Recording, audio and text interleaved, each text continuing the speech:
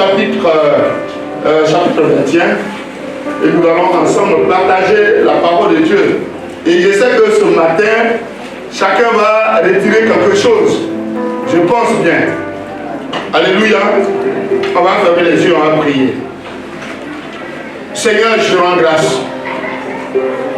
Mets en moi les capacités pour, Seigneur, notre Dieu, notre roi, mettre en chemin tes enfants, leur apporter un éclaircissement sur un certain nombre de choses par rapport à ton entrée à Jérusalem.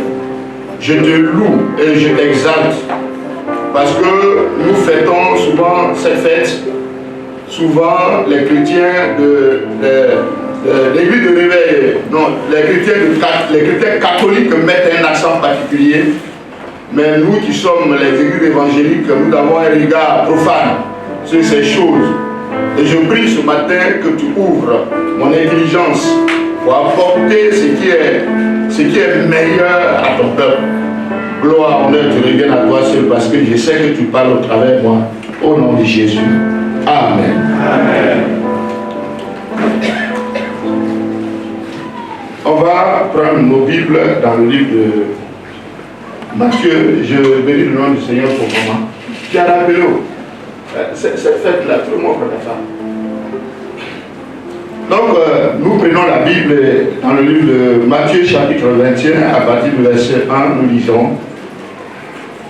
Lorsqu'il approchait de Jérusalem et qu'il fut arrivé à Bethphagée, vers la montagne des Oliviers, Jésus envoya 2 de ses disciples en leur disant: allez au village qui est devant vous, vous trouverez aussitôt, c'est ça non? Vous trouverez aussitôt une annexe attachée et un ânon avec elle, détachez-les et emmenez-les moi. Si quelqu'un vous demande, dites quelque chose pour vous répondez. Dites quelque chose. Vous répondez, le Seigneur en a besoin et à l'instant même, il les laissera aller. Or, ceci arriva afin que s'accomplisse ce qui avait été annoncé par le prophète. Dites à la fille de Sion, voici ton roi vient à toi, plein de douceur, et monté sur un ânon, monté sur un âne et un ânon, le petit d'une annexe. Les disciples allèrent et firent ce que Jésus leur avait ordonné. Ils amenèrent l'ânon ils amenèrent l'ânesse et l'ânon, mis sur eux leurs vêtements, et ils le firent s'asseoir dessus. La plupart des gens de la foule étendit leurs vêtements sur le chemin, d'autres coupaient des branches dans les arbres et en jonchèrent la route. Ceux qui précédaient et ceux qui suivaient Jésus criaient: Hosanna au Fils de Dieu, au Fils de David, béni soit celui qui vient au nom du Seigneur, Hosanna dans le lieu très haut. Lorsqu'il rentra à Jérusalem, toute la ville fut émue et l'on disait: qui est celui-ci? Que Dieu bénisse sa parole. Amen. Je voudrais bénir le nom du Seigneur du fait qu'à cette occasion de l'entrée de Jésus à Jérusalem, je sois dans cette communauté pour partager ce message. Bien-aimés, la Bible nous dit que Jésus a parcouru toutes les villes d'Israël. Il a prêché, il a fait des miracles. Et beaucoup de choses se sont passées à la fois. Et Jésus, lorsqu'il arriva entre Bethphagée et Béthanie, c'est en ce moment, il va déléguer 2 de ses disciples et il va leur dire, allez-y à Jérusalem, non, allez-y à la ville qui suit, vous allez trouver un anon attaché et cet anon sur lequel personne n'est encore monté, allez-y, détachez-le et envoyez-le moi. Et la Bible dit que les disciples exécutaient la chose et ils arrivaient là où il fallait. Et voici, effectivement, l'anon était attaché à un couloir et à une porte. Ils ont détaché l'anon et ils ont envoyé l'anon. Alléluia. Amen. Que Dieu nous bénisse. Amen. Au travers cette pensée, cette lecture, Dieu m'a mis à cœur de ne pas regarder le côté de Christ, mais de voir l'histoire de l'anon qui peut s'appliquer aujourd'hui à notre vie. Alléluia. Amen. La Bible dit clairement que le Seigneur est allé et il a choisi un anon, et la Bible dit clairement que le Seigneur en avait besoin. Aujourd'hui, nous qui sommes à l'église, nous qui sommes au temple, nous qui sommes en Christ, ce n'est pas de façon hasardeuse que nous sommes venus au Seigneur, mais nous sommes venus à Dieu par son esprit. C'est l'esprit de Dieu qui nous a visités, c'est Christ qui nous a visités jusqu'à ce qu'on arrive à l'église. On peut avoir des enfants, mais quand on a un enfant qu'on appelle, qui vient devant son père, c'est que le père a un message, c'est que le père a une mission que le fils doit accomplir. Donc si nous sommes dans la présence du Seigneur, c'est que certainement nous sommes le choix et nous sommes le meilleur choix que le Seigneur veut utiliser pour accomplir sa volonté. Amen. Donc l'anneau était marqué, l'anneau était scellé. Regardez, comprenons que ce que Dieu a besoin, la plupart du temps, ils sont privés de leur liberté. La Bible dit clairement que l'anneau était attaché, il était attaché à une porte. Et là où l'anneau était attaché, personne ne pouvait le détacher. Certainement, je me pose la question, c'est-à-dire que je me mets à la place de l'anneau. Imaginez-vous qu'au temps où les choses se passaient, au temps de Jésus-Christ, les gens prenaient, Jésus n'avait pas encore manifesté, il ne s'était pas encore donné comme un sacrifice vivant. Donc la plupart du temps, ce sont les animaux qui ont été l'objet de sacrifices pour se mettre en réconciliation avec le Seigneur. Donc l'anneau, là où il était attaché, quel était son sentiment?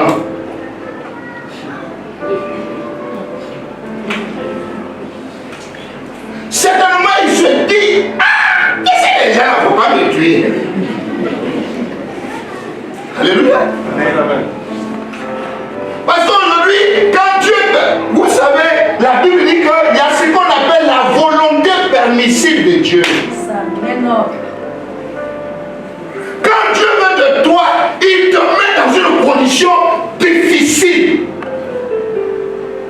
C'est l'école du Saint-Esprit.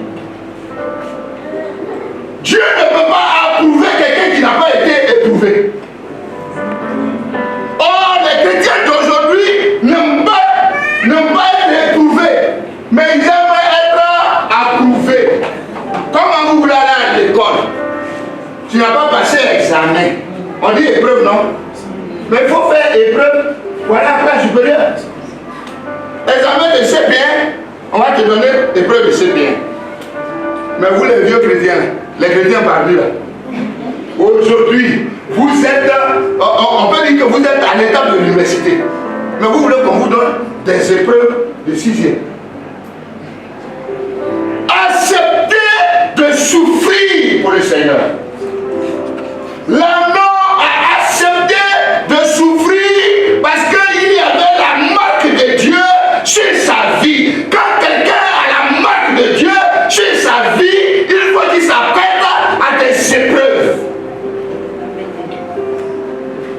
vois-tu pas l'histoire de Joseph? La marque de Dieu était sur lui. Mais ce Joseph, il allait d'étage en étage.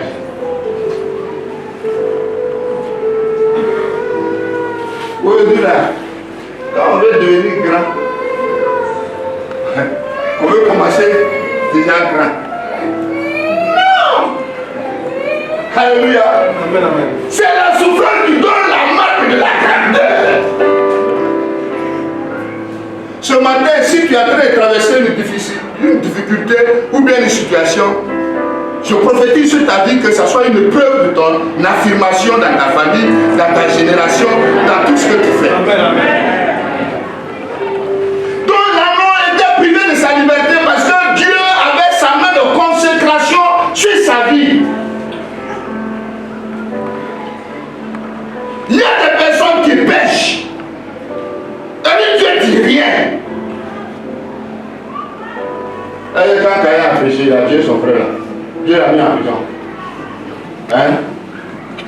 Mais il y a des gens, quand tu pèches, simplement parole là, ils te font du mal.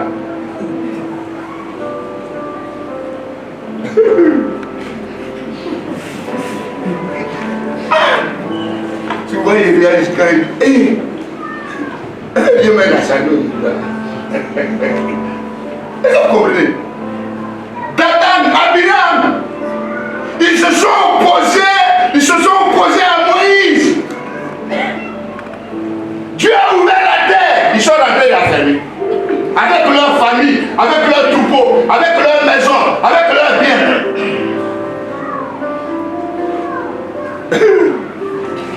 C'est ça. Pourquoi il va souffrir? Il va souffrir pour le Seigneur. Alléluia. Amen. Alléluia. Amen. Donc, l'agneau, dans toutes ces conditions, était consacré à l'Éternel. Quand tu es consacré à l'Éternel, c'est l'Éternel lui-même qui te prépare. Alléluia. Imaginez-vous que Jésus prend la parole, il parle avec ses disciples, il dit le voleur là, quand il vient, il saute la bergerie, il escalade, il rentre et il se nourrit de la graisse des brebis. Mais lui, il est venu pour donner la vie et conduire le peuple dans l'abondance. Alléluia. Amen. Donc vous comprenez que puis c'est lui-même là, il dit qu'il connaît la voix de ses. Et s'il a dit je connais la voix des brebis, mais il dit je connais la voix de mes brebis. Donc là, il y a quoi? Il y a un adjectif possessif. Donc, les brebis de Christ. Or, imaginez-vous, il dit, je connais mes brebis et mes brebis connaissent ma voix. Si nous n'avons pas une vie de consécration avec le Seigneur, bien aimé, si tu as souffert, tu aurais souffert à cause de ton péché. On peut souffrir à cause de son péché. On peut souffrir à cause du péché de ses parents. Ou bien, quand les Abiram ils sont morts, leur famille aussi est partie. Mais c'est à cause d'Abiram. Les Corées. Oh, ces gens-là, ils sont les fils de Lévite. Dieu nous bénisse. Deuxième élément que nous tirons après la consécration, deuxième élément que nous tirons de ce test, parce que je parle de la consécration, le Seigneur dit, il en a besoin. C'est-à-dire que c'est pour lui. C'est pourquoi personne ne monte sur lui. Deuxième élément que nous tirons de la vie de cet homme, c'est pourquoi la fête, comment on appelle, la fête de rameaux, là, ça ne doit pas être une fête où on doit seulement balancer les rameaux. C'est une fête où on doit avoir une vie de consécration à elle, le Seigneur. C'est le moment, pendant cette fête, pour rentrer dans les parvis de l'Éternel, dans la bénédiction de l'Éternel, on doit avoir une vie de consécration. Deuxième élément, c'est que l'agneau a été persévérant. Alléluia. Quand on parle de la persévérance, c'est la souffrance dans la... Ça dit la patience dans la souffrance. Quand ta patience n'est pas minée de difficultés, de souffrance, on ne parlera pas de persévérance.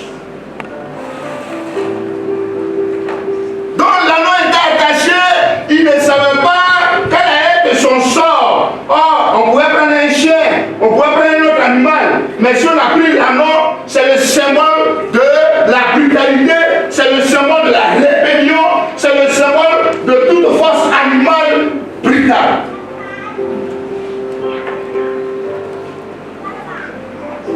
Alléluia. Amen.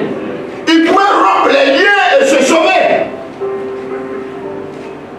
Parce qu'il était incertain. Donc il pouvait se sauver.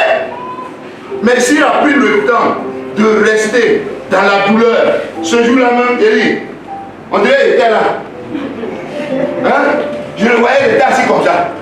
Pendant que les autres démarrent, ils mangent, ils font. Aïe!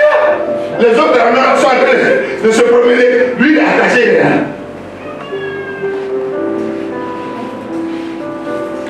Ce matin permet que Christ t'attache. Il y a des situations qui peuvent nous arriver, qui peuvent être des liens pour nous. Mais une vision de persévérance. Alléluia. Une vision de persévérance. La Bible dit, c'est ceux qui vaincront, ce sont eux qui auront la couronne de vie. Mais vaincront là, c'est pas voilà, mais c'est la persévérance. Ceux qui vont avoir la capacité de persévérer, ce sont eux qui seront meilleurs humains. Alléluia. Amen. Alléluia. Amen. Que Dieu nous bénisse. Amen. Combien de personnes aujourd'hui dans nos églises persévèrent?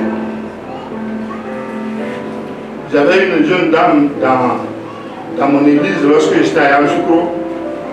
Elle a fait tous les mariages. Au moment, elle est monitrice de l'école le dimanche. Ceux qu'elle a pris à l'école le dimanche, elle a tenu leur robe pour se marier. Mais elle est toujours là. Elle est restée longtemps. Aussi longtemps. Aussi longtemps. Si vous pouvez pousser dedans, ça allait pousser dedans. Elle était découragée. Bon, quand tu la vois, elle envoie, mais. Elle envoie. Elle est derrière comme ça. Elle a une forme de caquette.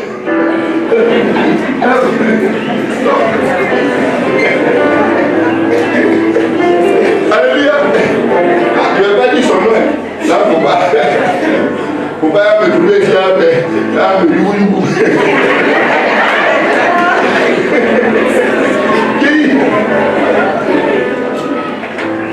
J'ai dit tout le monde. C'est-à-dire que tous ces collègues jeunes filles là, elles se sont mariées.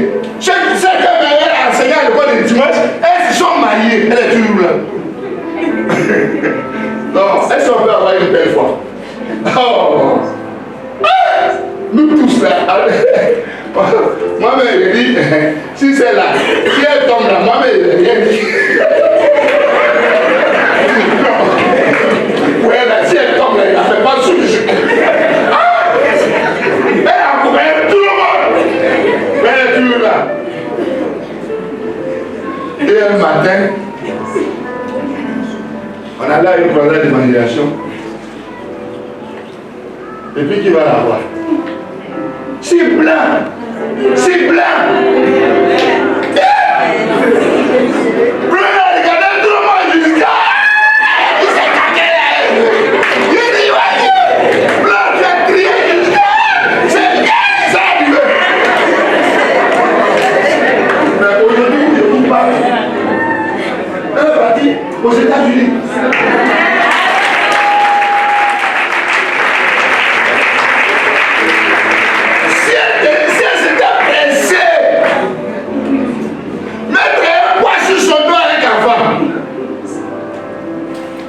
Comment ça allait se passer? Hein? Il faut que nous soyons persévérants. J'ai mon pasteur, mon premier pasteur auprès de qui j'ai travaillé, c'est le pasteur du Son Martin. Ce monsieur-là, il a donné une anecdote de persévérance. Et ça, c'est comme de l'encre indélébile qu'ils ont pris pour mettre dans ma tête. Il dit un jour, il y avait un monsieur qui vivait dans un campement régulier.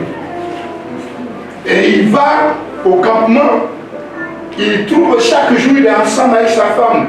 Partout où il va, il est avec sa femme.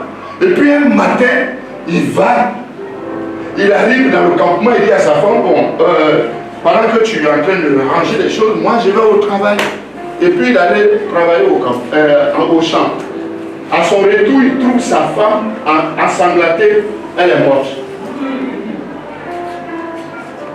Il pleure, il pleure, il pleure.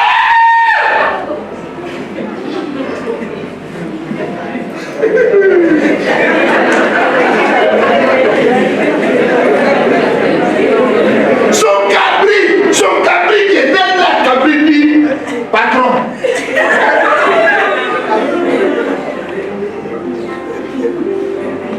Prends tes bagages, va au village. Vous savez que Cabri n'a jamais parlé à l'homme. Maintenant que Cabri vient de lui parler, c'est que c'est Dieu lui-même qui est descendu. Il a rangé ses bagages, il arrive au village. Il arrive au village, on dit où est ta femme? Elle dit, elle est morte. Les gens courent, ils vont au campement, ils trouvent la femme, elle est morte, ça dit le sang même a débordé. Les gens disent non, tu as tué notre fille. Et ils commencent à le bastonner. Qui va témoigner? Kabri était assis là. Et tu voulais pleurer, non? Ah, d'abord tu vas pleurer. Il a frappé, il a frappé. Il dit, Kabri, c'est toi qui m'as dit. Ma tête de femme, et puis ma village, non? Et puis je suis venu au village chercher les gens pour enterrer ma femme, non? Kabri, vous commez?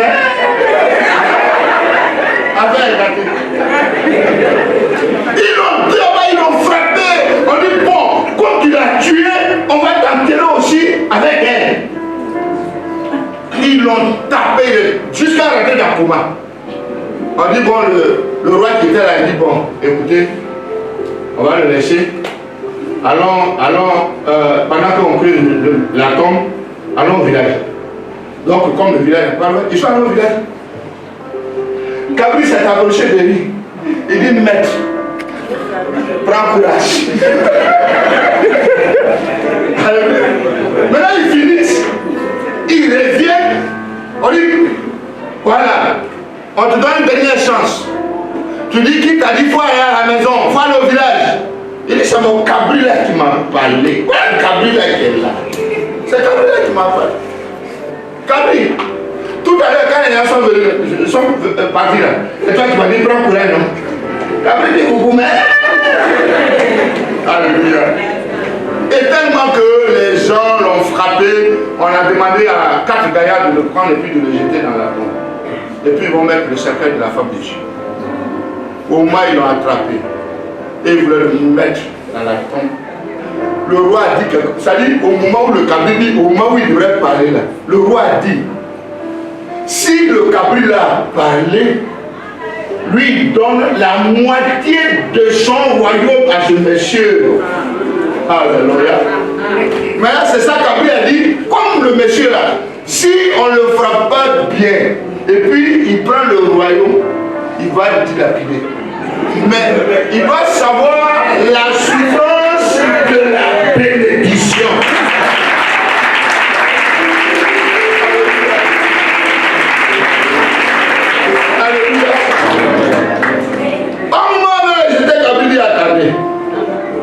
C'est vrai, j'ai assisté au délit. Sa femme sortait pour aller laver les cuvettes. Il y avait un couteau de cuisine qui était sur les assiettes. Elle a trébuché, elle est tombée et c'est le couteau. C'est le couteau qui l'a poignardé. Sinon, ce n'est pas le monsieur. Donc vous comprenez que le bien-être, la bénédiction s'obtient au bout de la persévérance et au bout de la souffrance. Aujourd'hui, là, nous, on veut Diona. Alléluia. Soyons persévérants. Troisième élément. émissaires du Seigneur Jésus sont arrivés. Ils ont pris l'anneau n'a pas protesté. Or, l'anneau est le symbole de la désobéissance. Mais ce jour-là, l'anneau s'est mis dans une position d'obéissance. C'est une période, la période de la Pâque est une période d'obéissance. L'anneau a été obéissant jusqu'à aller devant le Seigneur. C'est pourquoi, quand vous prenez le livre de, je crois bien, 2 Samuel 15, la Bible dit l'obéissance vaut mieux que les sacrifices. Et l'obéissance est une ordonnance dans la Bible. De la manière on vous donne une ordonnance, quand vous allez à l'hôpital, on dit bon tiens, quand tu achètes les médicaments, tu seras guéri. L'obéissance est une ordonnance. Quand vous prenez la Bible dans le livre de Deutéronome, chapitre 28, vous allez voir, la Bible dit si tu obéis à ma parole, si tu marches selon mes préceptes, tu fais quoi? Tout ça, situation non compliquée. Vous n'avez pas parlé. La Bible dit, si tu obéis aux préceptes du Seigneur, si tu marches selon les principes de Dieu, tu seras béni dans les champs, tu seras béni dans la ville. Ton menu et gros bétail sera béni. Les fruits de tes entrailles seront bénis. Ton arrivée sera une bénédiction, ton départ sera une bénédiction. Les gens quitteront, c'est-à-dire leur maison, ils viendront contre toi par un seul chemin et ils fuiront devant toi par 7 chemins. Tu seras la tête, tu ne seras jamais la queue. Si nous sommes obéissants, nous sommes capables de tout. Mais combien obéissent? Les gens attendent que Dieu descende pour leur parler.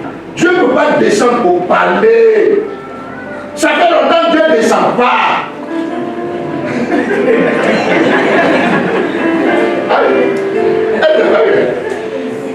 Quand vous prenez l'histoire de Lazare, le pauvre Lazare, quand il est mort, le riche est mort. Le riche était en tourmente.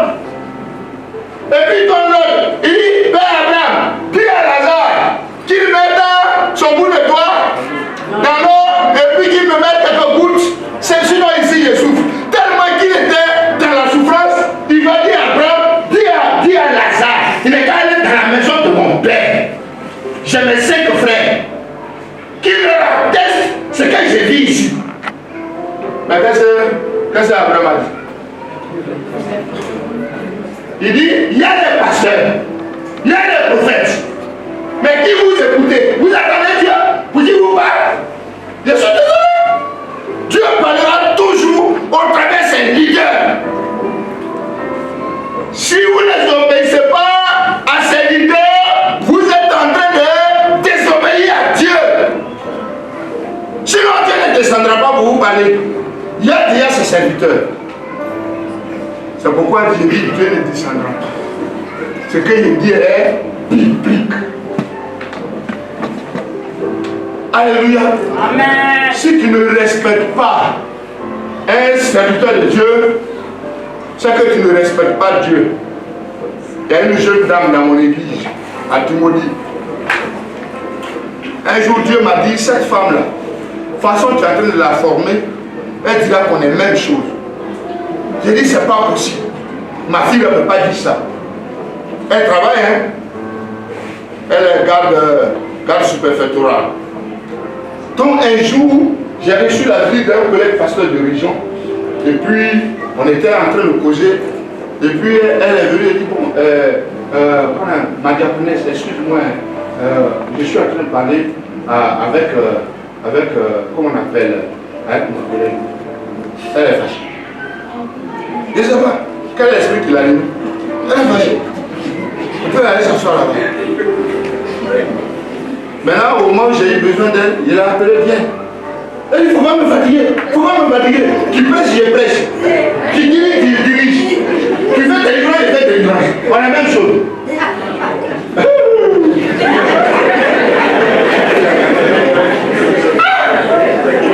J'ai dit, ah Seigneur, c'est quand tu as dit là, non, c'est vrai. Je n'ai même pas dit un seul mot. Mais ce que Dieu m'a révélé, Dieu m'a dit, celle-là, je vais la tuer.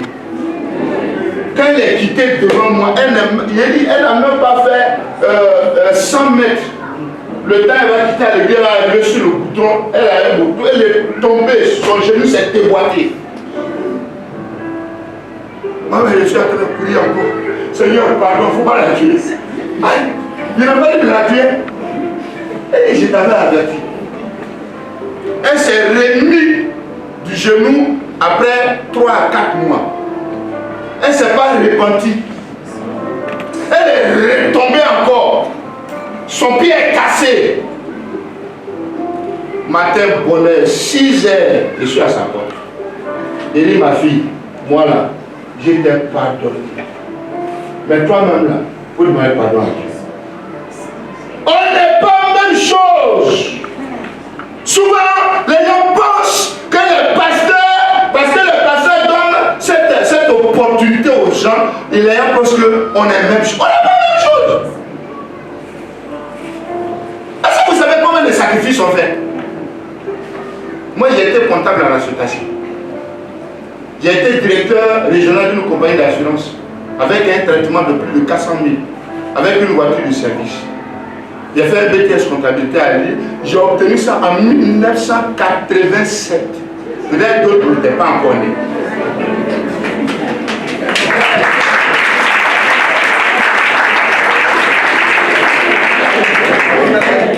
Mes amis, c'est mon visage qui est petit, hein. Sinon, il y a 62 ans.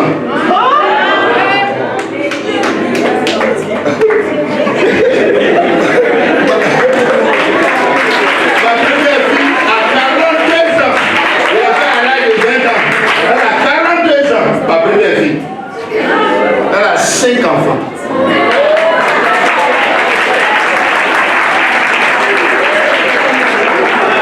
Alléluia.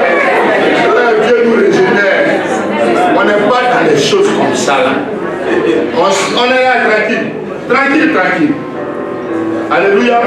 Ça fait 32 ans que je vis avec ma femme. Amen. J'ai fait Java d'abord. Dans le Java, il y a eu 2 ans.